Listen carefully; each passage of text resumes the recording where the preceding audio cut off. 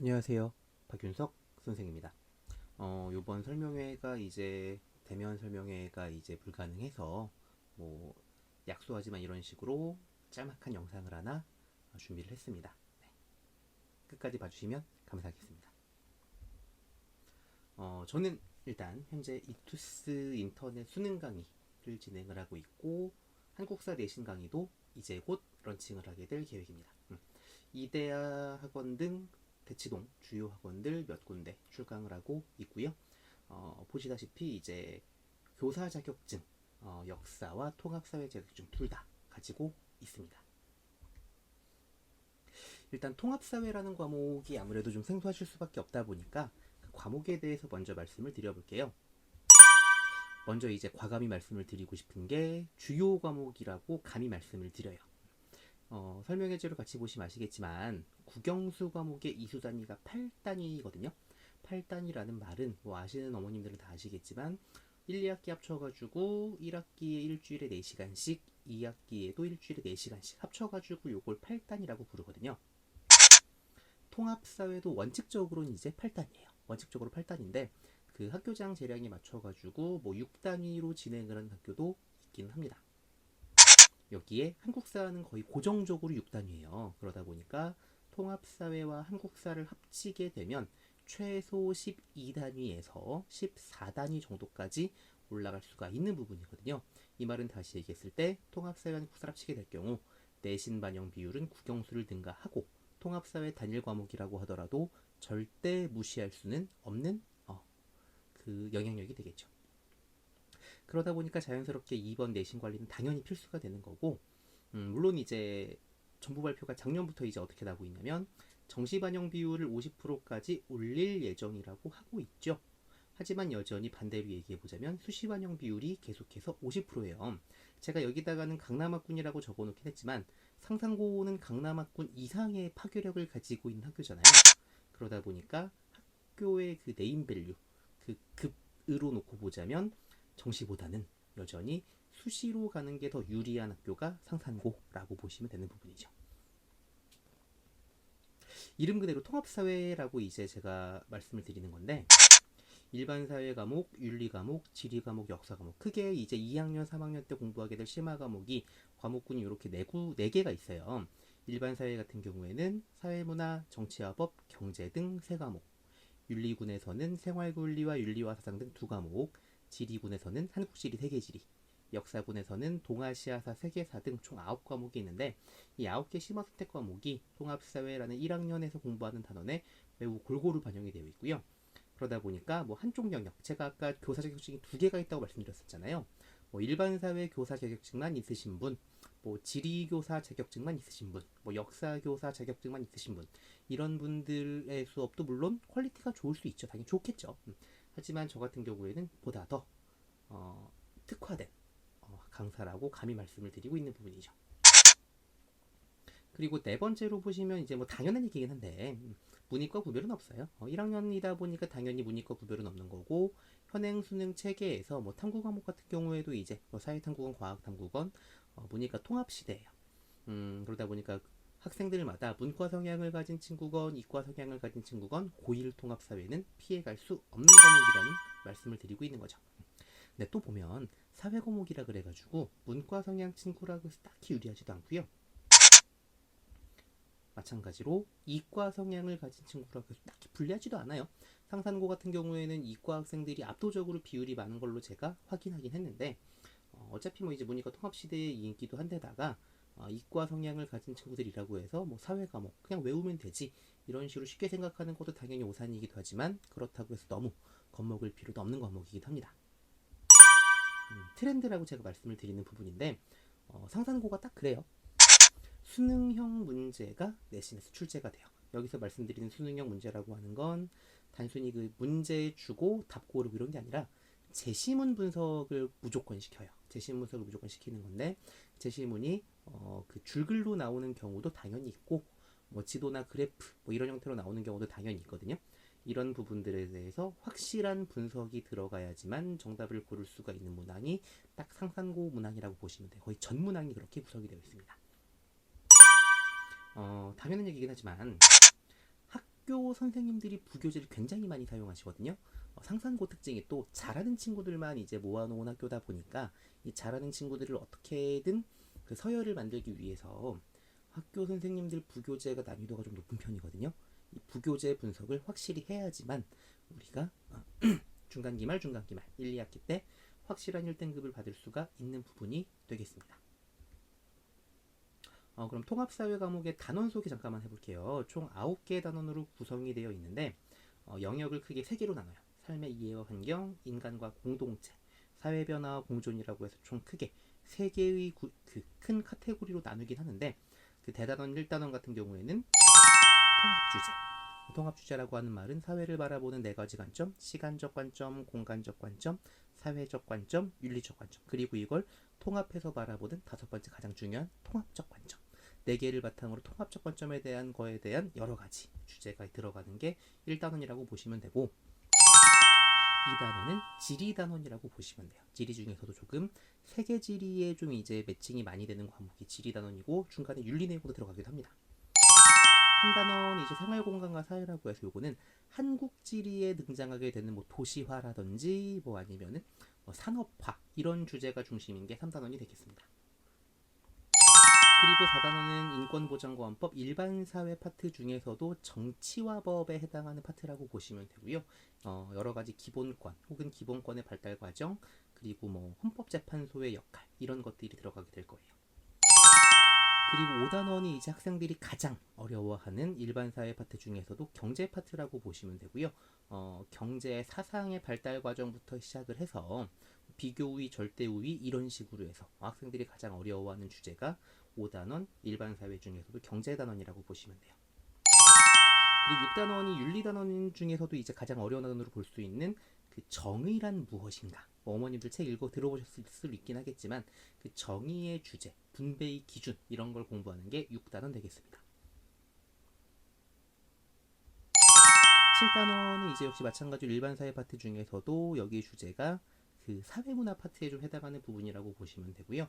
문화를 바라보는 여러 가지 관점 이런 것들을 공부할 거고 8단원은 세계와 평화 그래서 평화를 얘기했던 여러 가지 사상가들 그리고 현재 등장하게 된 여러 가지 국제 분쟁들 국제 분쟁의 역사 이런 게 들어가는 게 8단원이고 마지막 9단원이 지리단원이라고 제가 적어놓긴 했지만 이것도 어떻게 보면은 거의 짬뽕 단원에 가깝긴 해요. 이것도 이제 미래와 지속 가능한 삶, 지리 중심으로 뭐 인구 이런 얘기가 나오게 될 거예요.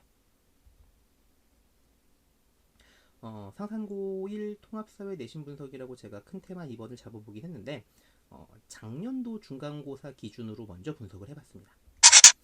그러다 보니까 올해 중간고사도 만약에 작년도 중간고사와 똑같은 범위가 출제가 된다면 1단원, 2단원, 4단원 일부가 해당이 될 거고요. 1단원, 2단원, 4단원 들어가게 될 건데 2단원이 내용이 양이 많다고 보시면 돼요. 이따가도 말씀드리겠지만 2단원 양이 제일 많고 1단원과 4단원이 반반, 나머지 반반 정도라고 보시면 되겠습니다. 통상적으로 통합사회가 학교 선생님들이 그 2분 이상이 이제 파트 A, B로 들어가시는 경우가 많아요. 2단원이 이제 뭐 2, 3학년 과목의 지리 수업 담당하시는 분, 1, 4단원 같은 경우가 2, 3학년 심화 과목에서 일반사회 담당하시는 분, 혹은 뭐 윤리 담당하시는 분, 이런 분들이 강의를 보통 하는데 상산고도 그렇게 진행이 되고 있습니다.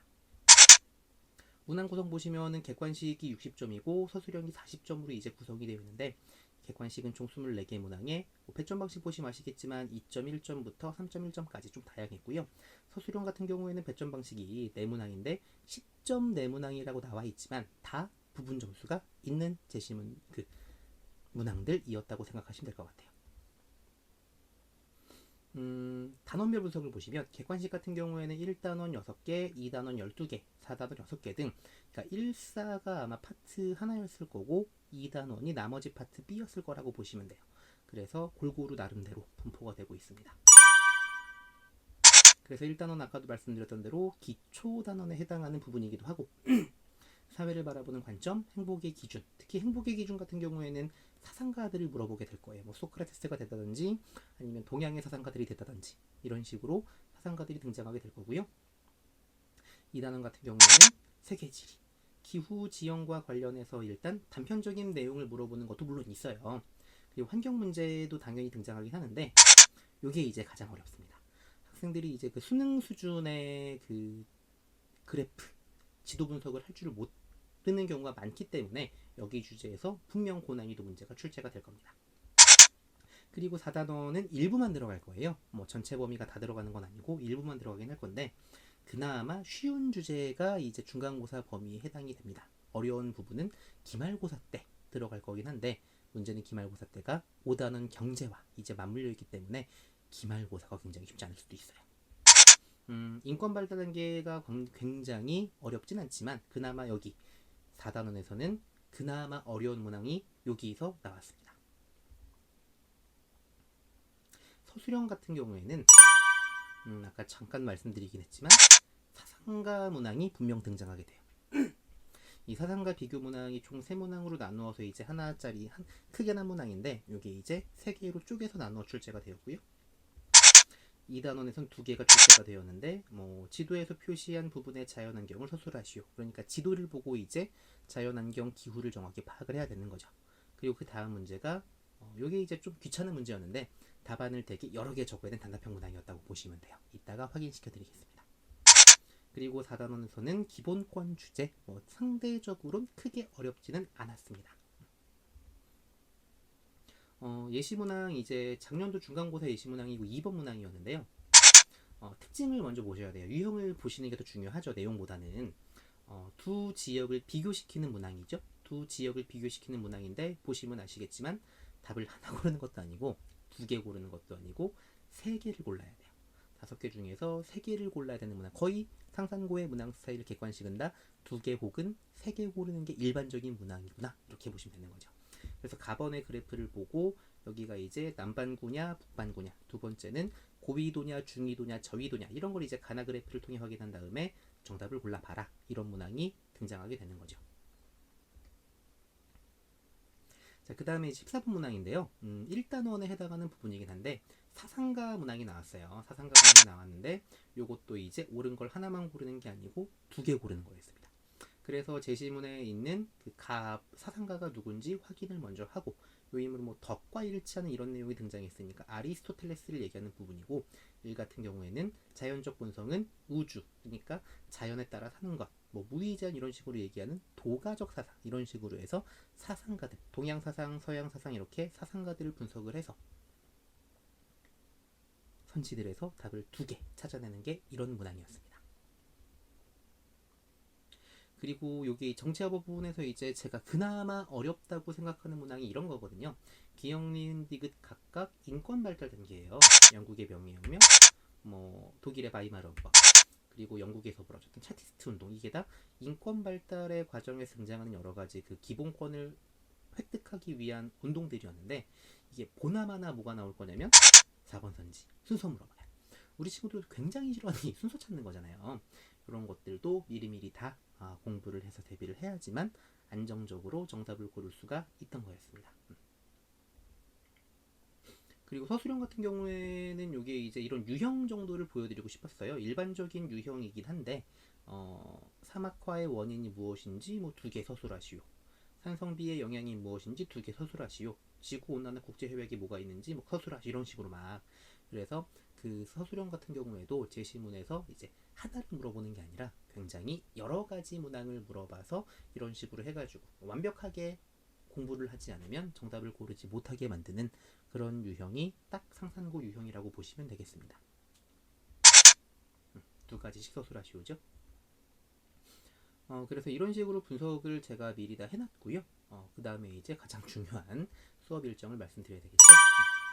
수업 일정은 이제 현재 확정 지은 바로는 금요일 저녁 6시부터 9시까지 3시간씩 5회 수업인데 이게 또 이제 일정 변동이 생길 수도 있다고 말씀드릴게요. 요즘 또 이제 코로나가 매일 확진자가 거의 1000명이 육박하게 나오다 보니까 이게 대면 수업이 어렵게 될 경우에는 변동될 수도 있고 그런 부분은 미리 말씀드려놓도록 하겠습니다. 그리고 과제물 확인 당연히 하고요. 당연히 숙제는 나가요. 당연히 숙제는 나가는데 숙제를 일주일간 학생들이 공부를 해오고 그걸 제가 직접 거둘 겁니다. 그래서 제가 채점도 직접 하고 첨삭도 직접 해서 그 다음 주에 학생들에게 돌려주는 시스템이라고 생각하시면 됩니다. 뭐 고득점 전략은 뭐 솔직히 별거 없어요. 남들도 다 얘기하는 부분이긴 한데 제시문에 적용하는 연습, 아까도 잠깐 보시긴 했지만 수능형 유형이 굉장히 많이 나오잖아요. 제시문 분석을 반드시 해야 돼요. 그래서 당연한 얘기긴 하지만 자료 해석형 문제에 대해서 철저한 준비가 이루어져야 하는 부분이죠. 그리고 2번 같은 경우엔 상산고쯤 되는 친구들은 뭐 이런 경우가 생각보다 없을 거라고 어머니 생각하시겠지만 그래도 많아요. 단어를 몰라서 틀리는 경우가 은근히 많거든요. 우리 친구들이 그 영어나 뭐 이런 쪽은 굉장히 잘하고 국영수도 굉장히 뭐 영어 펌이네요. 국어 영어 수업 굉장히 잘하는데 은근히 어휘력이 떨어져요. 그래서 실제로 뭐 예를 하나 들어보자면 그 인구 파트 관련해 가지고 인구 파트 죄송합니다. 도시화 파트 관련해 가지고 인구랑 관련된 거긴 한데 상주 인구라는 단어가 있어요. 뭐 우리는 뭐 한자어를 어느 정도 어머님들 다 학교 다닐 때 한문 공부해 보셨으니까 다 아시겠지만 항상 거주하는 인구란 뜻이 상주 인구잖아요. 항상 거주하는 인구 이렇게 풀었으면 학생들 다 맞춰요. 다 맞추는데 만약에 상주 인구 이런 식으로 막 선지에 나왔다. 그게 무슨 말인지 몰라가지고 정답을 못 고르는 경우를 제가 은근히 많이 봐요. 그래서 개념어에 대한 완벽한 이해도 제가 꼭 시키는 편입니다.